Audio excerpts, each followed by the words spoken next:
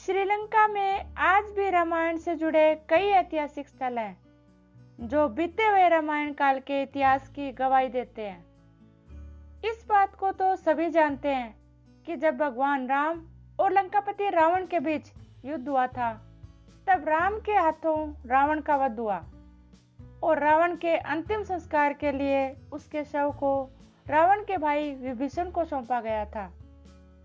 विभीषण को लंकापति रावण का शव सौंपे जाने के बाद रावण का अंतिम संस्कार हुआ या नहीं, इस बात को शायद कोई भी नहीं जानता।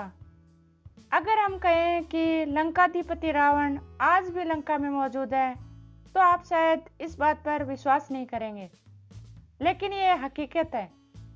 कहते हैं भगवान राम के हाथों युद्ध में मारे जाने के बाद कुछ राक्षसी कबीलों ने रावण की लाश को मम्मी बनाकर सुरक्षित रख लिया था, इस उम्मीद में कि एक दिन रावण जिंदा हो जाएगा।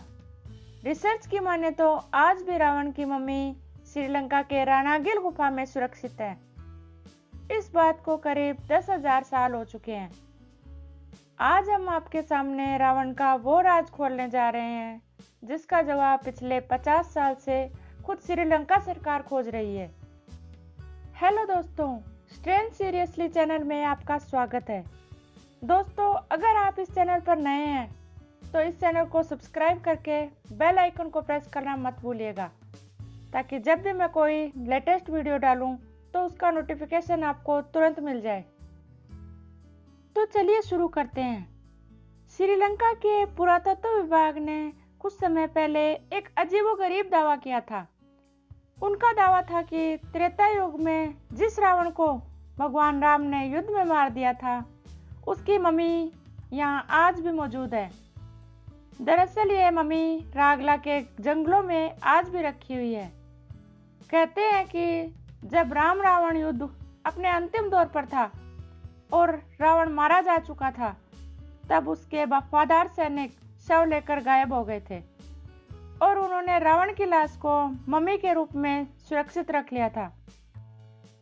रागला के घने जंगलों में 8,000 फुट की ऊंचाई पर एक गुफा मौजूद है जहां रावण ने तपस्या की थी। कहा जाता है कि इसी गुफा में रावण की मम्मी मौजूद है। रावण का शव जिस ताबूत में रखा गया है, उस पर एक खास किस्म का लेप लगा हुआ है, जिससे वो ताबूत हजारों साल बाद भी जस का तस है।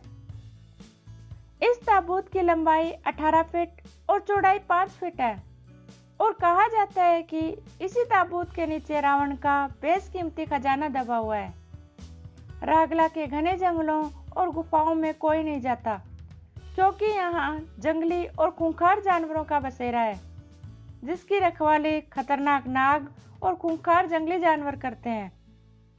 पुराणों में लिखा है कि रावण त्रेता युग का सबसे ताकतवर राजा था और भगवान राम की पत्नी सीता का हरण कर ले गया। इसलिए राम रावण युद्ध त्रेता युग में हुआ, जिसके प्रमाण आज भी श्रीलंका में सुरक्षित है। रावण की मृत्यु के बाद उसके अंतिम संस्कार की जिम्मेदारी विभीषण को सौंपी गई थी, लेकिन लंका की राजगद्दी संभालने की जल्दी में विभीषण ने रावण के शव को वैसे ही छोड़ दिया, जिसके बाद रावण के शव को नागकुल के लोग अपने साथ ले गए। नागकुल के लोगों को यकीन था कि रावण की मौत नहीं हो सकती और वो फिर से जीवित हो जाएगा।